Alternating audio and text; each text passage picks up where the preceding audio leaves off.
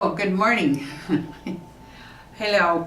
Well, I must say, life goes on. And the great part about it is having family get-togethers in spite of all the difficulties. But my youngest son has been staying with me. He doesn't have any place to live when he came back to Phoenix, and he's planning to move to California, so I've really been enjoying that. He's had to sleep on the floor because I gave my mat away, but he can sleep on the hard floor better than I ever could. But anyway, Saturday we went out to my daughter and her husband's home. It's not a new home, but it's one that they just bought. Well, it's new to them. Yeah, it's new to them, and so she wanted to have a get-together for her brother, my youngest son, Dan. Ronda and Dan are the children of a second husband, and Raymond and Gary are my sons of my first husband.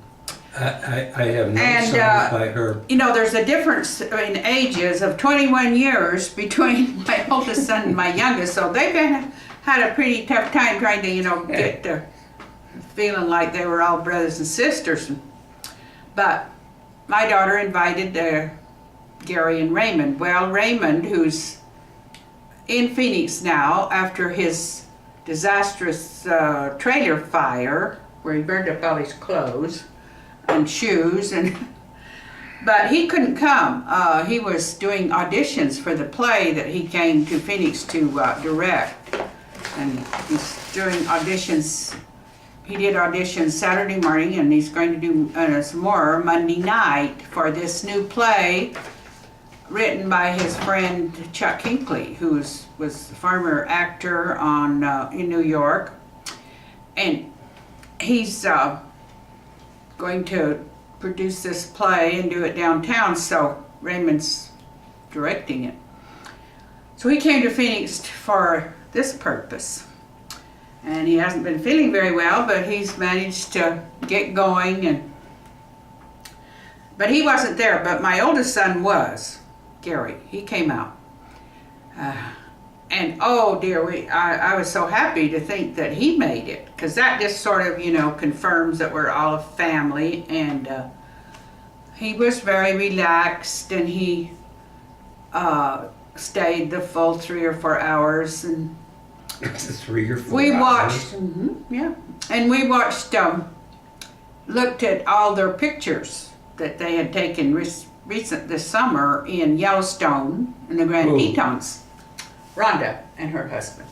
They had taken these pictures, and these pictures had a history. Oh. He took them to Paris without downloading them and lost the camera. Oh, yes. In the subway. I've heard that story before. So he had. So someone turned the camera in, if you can believe this. I do not believe that. Somebody in Paris turned it. He said, "I couldn't even." Yesterday, he said, "I'll steal your socks here."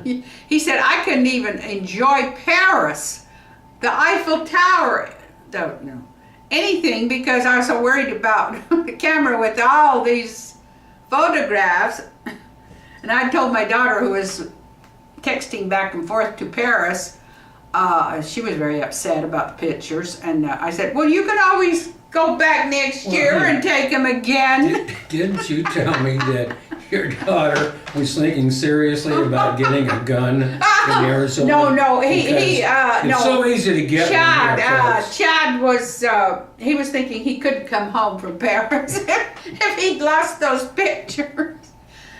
But this, come to think about it, if I was in Paris, I wouldn't want to come back to Phoenix either. He had turned his resolves over and learned a lesson from this. He was able to come home from Paris after the kind soul turned the camera in.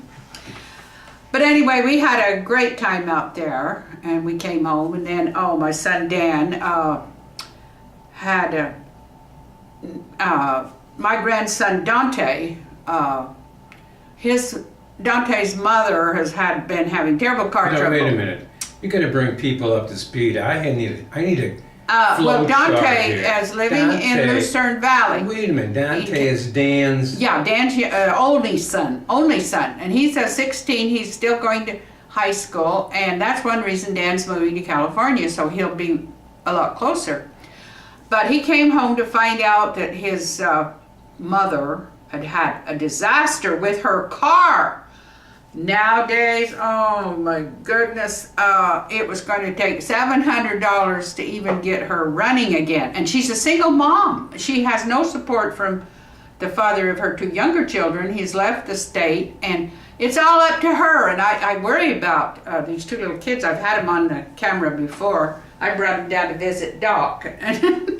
They're beautiful. So let me refresh everybody's memory about that little trip. Oh, right? no, you don't need to go into detail. I need to go into detail about this. I was asleep, and I sleep in the nude, okay, folks? I mean, seriously, doesn't everybody? Disgusting. So habit. she comes down and knocks on my door, and she's got... Hey, I had the kids put back there because I don't trust you. Because he's come to the door before stark naked, you know, other times. So I didn't trust him. I had the kids over there. I don't think they saw a thing. Well, there's not much to see, to be quite frank with you. There's hardly anything to see. So then I screamed and said, "Get decent! I have the kids here." And so, anyway, we made a little video with them. Yeah, They're just beautiful little kids. Let me finish this one off. So later on, Dante wants to come down, and he says, you know, he wants to talk, man. Didn't you tell me that? Yeah. He said, Mom, he's not going to be naked when we come in, is he? Yeah. That's funny. He said, "Grandma." I said, "He better not be." Well, at least I knew you were coming. But anyway, these beautiful little children. Somebody needed to help this woman. You know, I'm proud of my son. I'm proud of my son for not protesting. I heard the conversation. He didn't say a thing. He just went out with her to get the parts, expensive parts, to fix the car. And, you know, you've got to step up. If someone is desperate, and I knew that she'd exhausted all sources of help, and she wouldn't be calling on my son if she didn't really need it really bad. And so he went out, and even though he was saving money and sleeping on the floor so he could, my apartment, so he could get to California with some money. Well, if you weren't so cheap, you'd let him sleep in the bed. Oh, and let me sleep on the floor. Oh, I'm sorry, I would never be able to get up off No, it. wait a minute. You've got two recliners there. You sleep in them half the time. Well, he does. He gets up and sleeps in the recliner. And then in the daytime, if he didn't get any sleep, why I tell him to go sleep on the bed while I'm up. And, you know, we've managed. And I hope my other son is going to bring me a mat, so next time, you know, probably nobody will ever stay with me again. This is the first time anybody stayed with me for years. You know, they always find other places to stay. And Well, my I stayed with you one time 6 years ago, oh, no, you didn't. 2 nights. Oh, that's the last you were ever allowed in my apartment. Yes, but my That's the last time I ever wanted to go in your apartment. What are you talking about? but anyway, This is scary. my oldest son was there, and I was so happy because my oldest son was just relaxed, happy. Mellowed out, huh? Yeah, he went mellow. I And said 'cause he's, mellowed out. So it was just really a great gathering for me. And now, you know, my youngest son, Dan, he has a few more days with me sleeping on the floor. And then he'll have to find someplace else to stay until he can get all his stuff together and find his wife was going to take him to California, but I don't know if she'll be able to afford to after this giant repair bill.